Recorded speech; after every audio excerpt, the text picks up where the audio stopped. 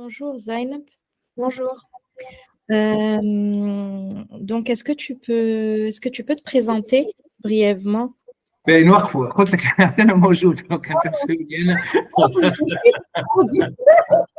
خلاص نروح على روحي وكا مش موجود.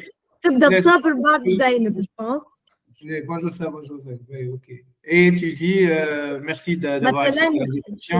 En fait, c'est toi qui nous as invités. Comme c'est la première fois, donc. C'est la deuxième fois. كان نسألكم سؤالات بيرسونيل تحملوا مسؤوليتكم راه. Ce que tu n'as pas compris, c'est que là, on peut même nous te poser des questions personnelles. C'est quoi ton groupe, ton gain? C'est qu'on peut rentrer dans des trucs si on veut vraiment. Vas-y, Bonjour Saber et Zainab, merci beaucoup d'avoir accepté l'invitation. Donc, j'ai quelques questions à vous poser concernant des questions concernant votre parcours professionnel, vos débuts. Ok. Je commence, Zainab. Normalement, c'est toi qui commences, mais allez, je commence parce que dans ma présentation, il y a une partie où je vais parler de toi. Donc, je m'appelle Saber Mabouli, je suis fondateur de Syntegra Consulting et du groupe Syntegra. Donc, dans le groupe Syntegra, il y a plusieurs sociétés, toutes liées toutes orientées vers l'accélération de carrière. Donc, on s'occupe d'un grand nombre d'ingénieurs en informatique et autres métiers, et on les aide à accélérer leur carrière, soit en partant en France, soit en se positionnant sur des marchés à forte valeur ajoutée. Donc, je fais ça depuis une dizaine d'années et dans le groupe, en fait, il y a des sociétés où je fais des formations. Donc, je forme des personnes pour devenir recruteur IT ou pour basculer d'un métier à un autre ou pour créer, en fait, accélérer leur carrière, donc découvrir des nouveaux métiers ou des nouveaux challenges. Et ça me fait penser à une des sociétés où j'ai rencontré Zainab. Et donc, du coup, à toi l'honneur, Zainab, je te laisse terminer la présentation à partir de ce moment. Donc, où est-ce qu'on s'est rencontrés? Qu'est-ce que tu fais et comment tu as changé ta vie grâce à justement à ce qu'on a vu ensemble et tu as changé de métier. D'accord. Donc, bonjour, merci pour l'invitation tout d'abord. C'est toujours un plaisir d'échanger avec vous. Moi, je suis Zainab, je suis chargée de recrutement IT.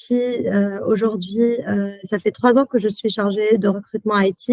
J'ai pu découvrir ce domaine à travers Saber Mahbouli Syntegra. Donc, c'était une découverte pour moi. Je me cherchais à l'époque un petit peu. J'ai pu travailler dans différents secteurs. Moi, je suis issue d'un diplôme de commerce international et d'un master en administration des affaires. J'ai pu travailler donc dans plusieurs secteurs. Et un jour, j'ai rencontré Monsieur Saber Mahbouli lors d'une campagne de recrutement. Et en fait, on a échangé et il m'a fait découvrir ce bel domaine sur lequel je continue à travailler. Je continuerai tant que je pourrai travailler. En fait, Syntegra, c'était vraiment une école pour moi. C'était en 2020. J'ai pu travailler sur plusieurs projets. J'ai été formée par des professionnels ici. J'ai pu travailler, j'ai eu la chance de travailler sur le sourcing, que ce soit donc le sourcing en input ou en output. J'ai pu participer à des campagnes de recrutement en Tunisie, au Maroc, en Afrique du Sud également. On a pu aujourd'hui on va dire, je qualifie et je chasse. Je suis une chasseuse de tête et je chasse juste avec un coup d'œil. Donc, au CV, je peux savoir si la personne, le candidat peut matcher ou pas. Comme j'ai dit, ça fait depuis 2020 que j'avais intégré Syntegra jusqu'aujourd'hui. Donc, je suis toujours en formation. Je suis toujours à jour avec Syntegra. Donc, je travaille chez d'autres sociétés, mais je suis toujours sous l'épaule de Syntegra pour une évolution professionnelle, personnelle. La découverte du métier de recrutement, en fait, les personnes qui ont découvert le métier de recrutement, le recrutement IT, normalement, ils ont eu des étonnements. Donc, la question qui peut avoir du sens, c'est pourquoi ce métier t'a intéressé, mais sans bullshit, hein, réellement. Qu'est-ce que tu as découvert dans ce métier-là qui t'a vraiment intéressé, attiré? C'est quoi l'effet wow? Bon, toi, ça tombe bien, Zen, parce que tu viens d'autres métiers, donc tu peux comparer. Parce qu'il y a des personnes qui n'ont rien fait, ils ont découvert le recrutement IT, donc là, c'est compliqué de comparer. Toi, tu as pu comparer. Et après, normalement, si tu es resté dans ce domaine et que tu t'es positionné sérieusement dessus, c'est qu'il y a des choses qui t'ont vraiment intéressé, ton équilibre au travail, les challenges, tout ce qu'il y a, en fait, te convient. Donc, c'est exactement ce que tu cherches. Parce qu'il y a des personnes, quand ils sont face à un challenge, ils vont dire c'est trop dur. Il y a des personnes, quand c'est trop facile, ils vont dire je m'ennuie. En fait, là, tu as trouvé quelque chose qui est adapté à ta personnalité. C'est que c'est exactement ce qu'il faut comme challenge, exactement ce qu'il faut comme routine, exactement ce qu'il faut comme ennui, exactement ce qu'il faut comme joie. Et donc, du coup, c'est un peu ça, en fait, qu'il faudrait que tu mettes en avant. Je ne sais pas si tu as les réponses tout de suite, parce que ce n'est pas évident de savoir au bout d'un an ou deux ou trois pourquoi tu es tombée amoureuse de ce métier-là, mais tu peux essayer. Donc, par exemple, Sanda, une des questions que tu peux poser, c'est ça, c'est OK, Zainab, donc tu as découvert le métier de recruteur IT dernièrement, bah, en fait, pourquoi ce métier t'a intéressé? Qu'est-ce qui te plaît dans ce métier-là? Allez, aïe, aïe, je vois. Donc, merci Zain pour cette présentation. J'ai juste quelques petites questions à te poser par rapport à ton parcours. Je voulais savoir en fait pourquoi tu as choisi ce métier. Quel a été ce déclic en fait? En fait, je complète ta question. Hein. C'est pas pourquoi tu as choisi ce métier. Non. Comment tu as découvert ce métier? Souvent, les gens découvrent ce métier par hasard. C'est rare parce que vu de l'extérieur, il n'a pas l'air super attirant. Mais la question qui compte, tu sais que tu es devenu bleu ou rose. Je sais pas pourquoi. Il y a un problème de caméra. Bon, ok, on continue. Donc, généralement, les gens découvrent ce métier presque par hasard. Par contre, la question qui est importante, c'est qu'est-ce qui t'a plu dans ce métier-là et pourquoi tu es resté dans ce domaine-là? Il faut que tu nous donnes des arguments que d'autres personnes, peut-être, qui vont regarder cette vidéo, vont pouvoir utiliser comme éléments, input pour prendre leurs décisions à eux. Est-ce qu'ils essayent ce métier-là? Donc, déjà, comment tu as trouvé ce métier? Je pense que par hasard. Parce comment elle l'a découvert? Pourquoi elle l'a choisi? Comment elle a découvert? Pourquoi elle l'a choisi? Et qu'est-ce qui lui a plu dans ce métier? Ok, donc ça peut être ça la question. Zainab, si tu peux nous répondre.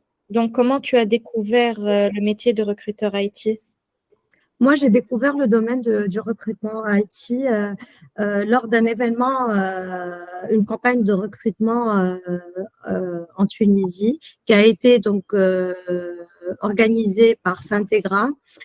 Lors de cet événement, j'ai eu la chance de rencontrer Monsieur Saber Mahbouli, qui est le fondateur de Syntegra et qui m'a intéressée par ce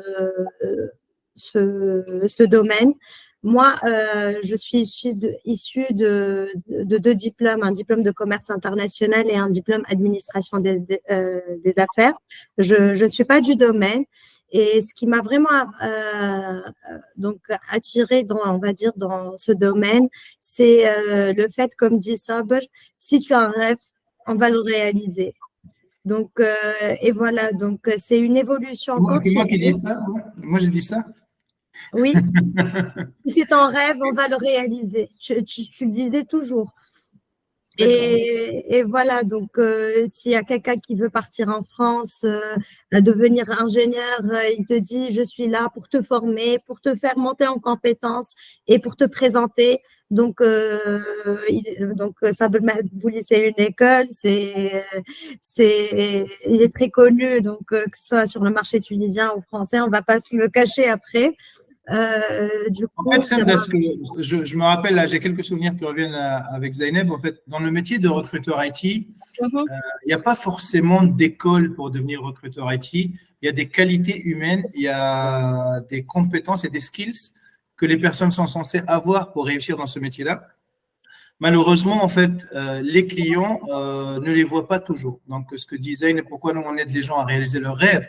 Parce que des fois, en fait, ils ont toutes les qualités nécessaires. Ce qui leur manque, c'est juste que le CV rentre dans les cases prédéfinies des recruteurs, des personnes qui vont les aider peut-être à partir en France pour travailler dans ce métier-là ou à signer un contrat pour être recruteur IT professionnel, pas faire de l'amateurisme à titre amical ou dans des associations ou faire du freelance à très faible facturation. Donc, l'idée, c'est que moi, je rencontre régulièrement des personnes qui ont toutes les qualités nécessaires pour être recruteur IT. C'est juste qu'ils viennent d'un autre métier. Donc, on a des personnes qui viennent. Bon, toi, Zayn, tu n'es pas très loin parce que l'administration des affaires et tout, donc tu es dans notre monde. Mais si on a des personnes qui travaillent dans un hôtel ou dans je sais pas, dans une librairie, malheureusement, c'est très difficile de démontrer à des clients français que ces personnes-là peuvent être envisagées pour faire des recruteurs IT et qu'ils peuvent vraiment avoir des relations comment dire, très actives, très positives avec les futurs recrues et qu'ils pourront en fait réussir tous les challenges qu'on va leur donner parce qu'ils vont trouver les bonnes personnes, ils vont faire le nécessaire. Après, on va leur apprendre des petites choses. Hein. Il faut savoir chercher sur les job boards, il faut savoir refaire un CV, il faut savoir corriger des petites coquilles, des petites maladresses sur le CV. Il faut savoir coacher un minimum les candidats pour qu'ils prennent confiance en eux et qu'ils arrivent à se présenter sur leur meilleur profil. Mais réellement, moi, il y a quelque chose qui me dérange depuis quelques années, enfin depuis plusieurs années, c'est que des fois, c'est évident que la personne est faite pour ce domaine-là. Malheureusement, malgré ça, il faut la défendre, il faut pousser son CV pour convaincre une société française, une ESN, généralement nous, nos clients, c'est des ESN, de lui donner sa chance. Et la bonne nouvelle, dans Zayn, on a poussé un peu, on a trouvé des sociétés qui lui ont donné sa chance et maintenant, en fait, il ne la lâche plus, donc elle va partir en France pour continuer les challenges chez eux et je suis très content d'avoir participé, mais réellement, je pense qu'elle aurait pu le faire sans moi parce qu'elle avait tout ce qu'il fallait dès le début. Mais en tout cas, moi, ça m'a fait plaisir de participer à cette belle aventure. Senda, je ne sais pas si je te l'ai dit, en fait, Zainab, en plus d'avoir fait toutes ces études-là, administration des affaires et tout, elle était coach comment tu appelles ça? Yoga. Donc, coach yoga, donc son travail, sa passion, c'est de déstresser les gens, c'est d'accompagner les gens pour gérer leur stress, c'est d'injecter de la bonne humeur dans la vie des gens. Et franchement, pour un recruteur IT, c'est une qualité indispensable et très importante. Donc, je ne sais pas je me rappelle qu'il y avait une question au début, j'ai complètement oublié, mais tu peux enchaîner, Santa. Si on a répondu à cette question, tu peux passer à la suivante. Si on n'a pas bien répondu, tu peux la reposer et on fera le maximum pour répondre. D'accord. Donc, merci Zainab d'avoir répondu à ma question. Donc, je voulais savoir en fait pourquoi vraiment tu as choisi ce métier. Donc, tu m'as expliqué comment tu as découvert le métier de recruteur IT, mais je voulais savoir en fait… pourquoi tu es resté en fait? Tu as découvert ce métier-là, qu'est-ce qui a fait que tu es resté dedans? Donc, c'est quoi l'effet wow que tu as eu? Est-ce qu'il y a des choses que quand tu t'es retrouvé dans le métier de recruteur IT, donc j'imagine que tu as appris plein de choses, mais est-ce qu'il y a des choses qui t'ont vraiment plu et qui ont été la raison principale pour que tu restes dans ce domaine-là? Est-ce qu'il y a des choses que tu adores dans ce métier-là qui ont fait que tu restes? Par exemple, qu'est-ce qui te vient en tête quand je te dis ça? Moi, ce qui m'a vraiment ce que j'ai vraiment aimé dans le domaine, c'est vraiment l'évolution continue. C'est des évolutions professionnelles futures qui peuvent donc se présenter. C'est le contact humain principalement. Comme j'avais dit, donc Sabel Mahboul, il réalise des rêves. Moi, je veux réaliser aussi des rêves de certains consultants, de certaines personnes qui sortent d'école, etc. Voilà, donc c'est le côté surtout humain. On est des recruteurs, ça fait partie de l'RH. Voilà, c'est un équilibre professionnel. Moi, je me cherchais, je savais pas quoi faire. J'ai travaillé dans différents secteurs et le fait d'avoir une stabilité professionnelle, donc et une évolution professionnelle, que ce soit en Tunisie ou en France ou partout dans le monde. En fait, l'avantage, Zainab, de ce métier-là, donc nous on le dit toujours, bon après il y a des gens qui le croient et il y en a d'autres que non. En fait, les informaticiens, ils ont vraiment une autoroute toute faite pour, tu fais tes études en Tunisie, au Maroc, tu pars en France. Oui. Tous ceux qui ne sont pas informaticiens, malheureusement, il y a très très peu de métiers qui peuvent les aider à réaliser ce projet. Oui. La bonne nouvelle, c'est que le métier de recruteur IT fait partie de ces métiers-là. Donc, toi, tu le vis au jour le jour. Donc, là, tu as commencé en Tunisie, là, tu vas partir en France. Et après, je ne sais pas ce qui t'attend comme aventure. Donc, il y a une vraie évolution de carrière. Mais réellement, il y a très peu de métiers qui te permettent de changer de vie, de pays, de niveau de salaire. Donc, ça, c'est le premier point intéressant du métier de recruteur IT. Donc, il est boosté, il est propulsé par la forte demande qu'il y a sur le marché de l'IT en général. Donc, toutes les sociétés du monde cherchent des informaticiens. Et comment faire pour trouver des informaticiens? Il faut trouver des bons recruteurs. Donc, du coup, on est propulsé par la forte demande qu'il y a sur le marché du recrutement IT. Deuxième chose, et réellement, ça je le dis, franchement, ça me fait plaisir que tu t'en rappelles, Zaïd. Bon, moi, je le dis tellement souvent que j'ai vraiment oublié, mais c'est un des rares métiers où on peut réaliser des rêves. Donc, tu vois quelqu'un qui vient te voir, il te dit, je veux travailler dans ce métier-là, je veux monter en compétence sur ces domaines-là, je veux quitter mon pays et aller m'expatrier à l'international. Et là, en fait, c'est ce que j'avais dit. Tu peux lui dire, oui, je vais t'aider à réaliser ce projet. Oui. Je ne sais pas s'il y a d'autres métiers, il faudrait qu'on fact-check et tout, qu'on vérifie. Mais je trouve que ce métier, il est exceptionnel dans ce sens parce que si tu fais bien ton travail, après, il ne faut pas mentir aux gens, il ne faut pas prendre les mauvais et tout. Mais quand tu rencontres un bon développeur ou un bon informaticien, tu peux lui recommander une très bonne société qui va l'aider à vraiment accélérer sa carrière, bien gagner sa vie, s'épanouir, voyager, signer un CDI en France, ce genre de choses. Donc, c'est vraiment un métier… Travailler en remote aussi. Voilà, travailler en remote un peu. Donc, voilà, il y a des choses qu'on a dans le métier de développeur. Les autres métiers, en fait, ils en rêvent, quoi. Alors que nous, on peut… dans notre position de recruteur IT, on peut donner la chance à quelqu'un qui n'est peut-être pas exactement ce qu'il faut sur CV, sur papier, mais on lui dit oh, écoute, tu as l'air d'être bon, tu as l'air d'être un fast learner, tu vas apprendre vite, donc je te donne ta chance, tu peux rentrer avec nous sur ce projet-là et tu vas le défendre vis-à-vis du client pour lui dire écoute, il est junior, écoute, il est maghrébin, il est tunisien, il est africain, mais il mérite de travailler dans vos équipes et après, nous, on a plein de stratégies de négociation pour justement convaincre le client. D'ailleurs, peut-être Sandra nous posera après des questions sur, dans la pratique, une journée lambda, une journée standard d'un recruteur, qu'est-ce qui est sourcing, qu'est-ce qui est commercial, qu'est-ce qui est organisation, qu'est-ce qui est coaching. Donc ça pourrait être intéressant. Zainab, je suis curieux de voir comment tu gères ton planning. Oui, mais franchement, c'est bien d'insister sur cette histoire de le métier de recruteur IT est un métier où il y a beaucoup de… D'ailleurs, il y a un mot que je connais en anglais et je n'arrive pas à le trouver en français. Donc, nous, on dit purpose. Il y a un truc, il y a un sens. En fait, c'est un métier, tu rentres chez toi, tu es fatigué, mais tu as apporté de la valeur. Tu as fait quelque chose. Et il y a très peu de pays, il y a très peu de métiers où tu as ce sentiment-là. Donc, tu as pu afficher un sourire sur le visage d'une personne. Voilà, c'est ça. Bon, après, des fois, tu ne peux pas le faire à tous les coups, mais quand tu le fais, franchement, tu passes une très bonne soirée. Ok, Senda, désolé, on fait des réponses longues à chaque fois. Donc, je suis un peu bavard. Apparemment, Zainab est pareil. Donc, n'hésite pas à nous arrêter si jamais tu vois qu'on fait long. Hein. D'accord. J'ai une autre question. Je pense que cette question, je vais vous la poser à tous les deux. Donc, quels sont les principaux en fait défis auxquels vous avez été confrontés en tant que recruteur IT? Donc, surtout Zainab, je pense. Quels sont les défis auxquels tu as été confronté? Bah, moi, un des défis, c'était Zainab elle-même. Hein, donc, C'est pour ça. c'est très compliqué.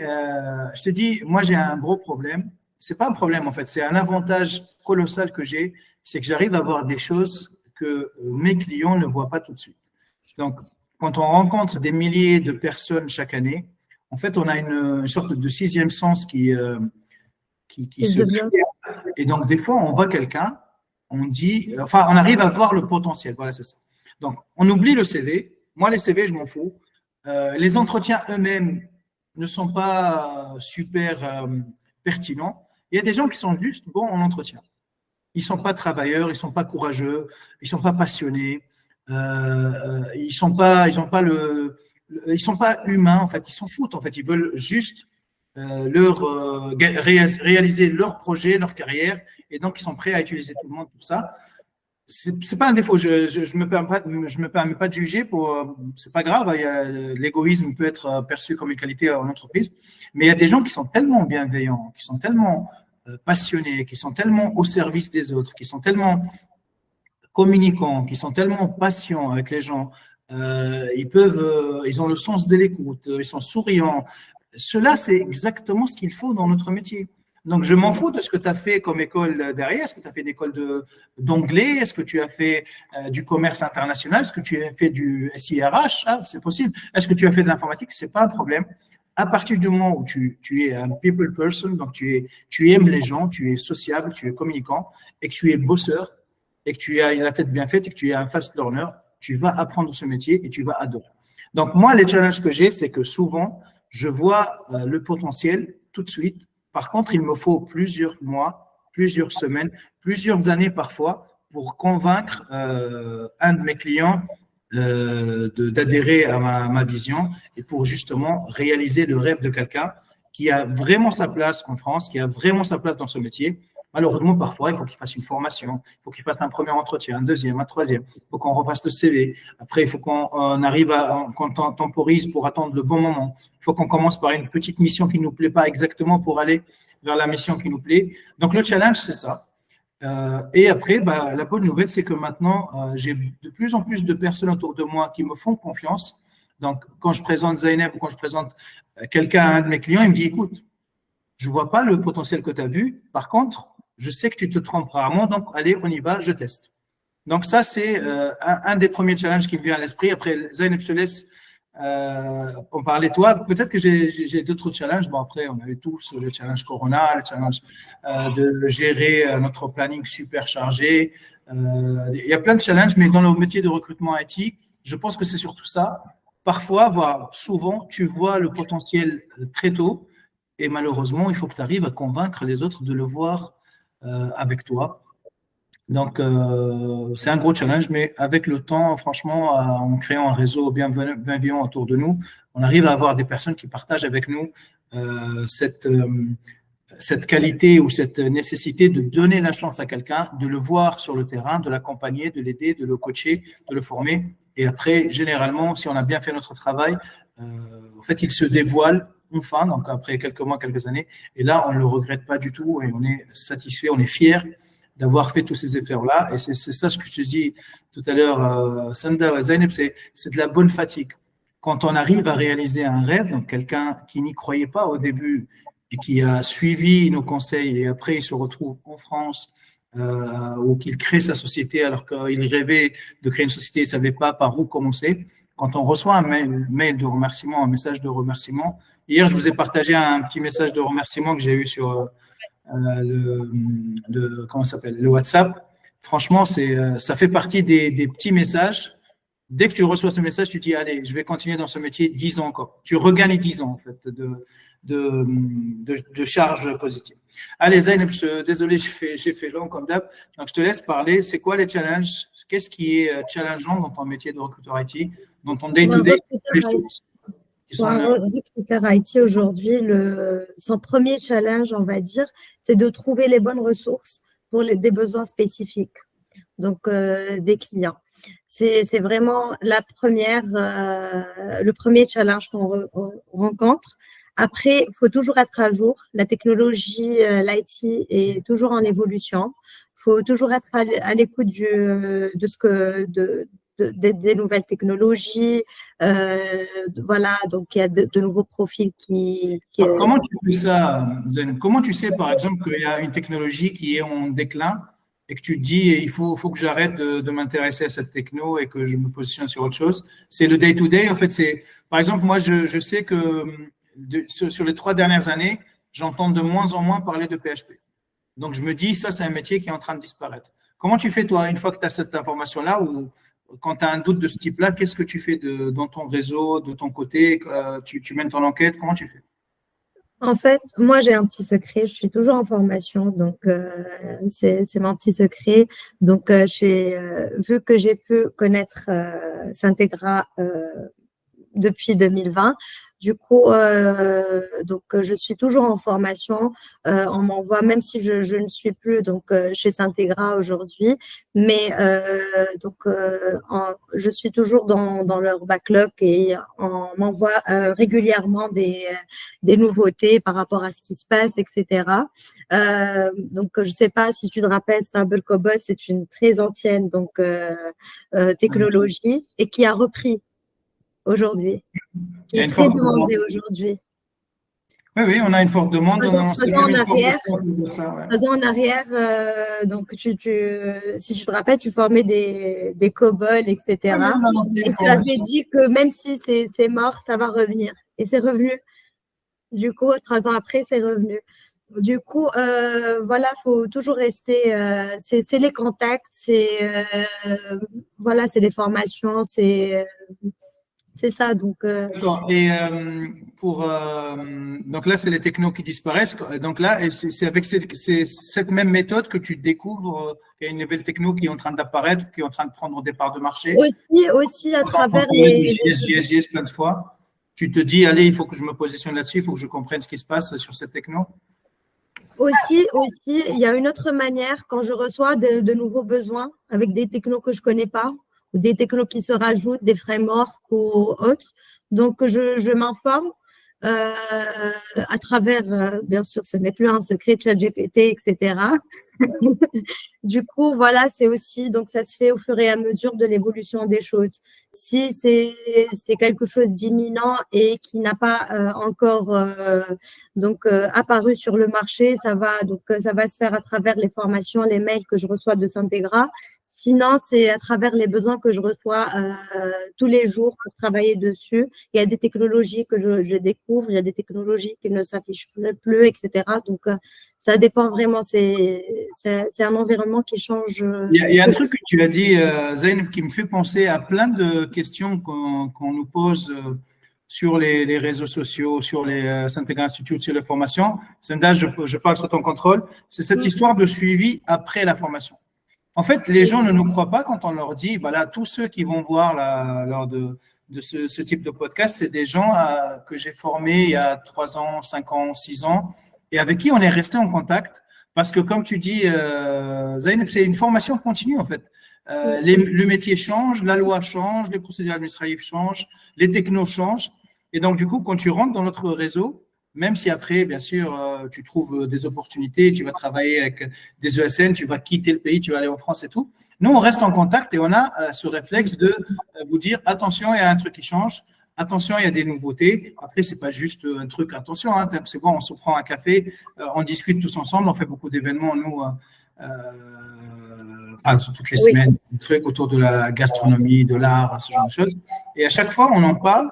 Et je suis curieux de voir que les autres organismes de formation, il y a plein d'autres structures qui ne font pas ça en fait. Quand tu quittes la société, c'est fini, on ne se parle plus. Alors que moi, j'adore en fait avoir ce rapport où donc tu vas m'informer, tu vas me donner des infos parce que toi, tu es sur le terrain, peut-être en France, peut-être sur un marché que je ne maîtrise pas, mais moi, je vais donner aussi toutes les infos que j'ai parce que tu fais partie de mon réseau, parce que tu fais partie de nos anciens étudiants.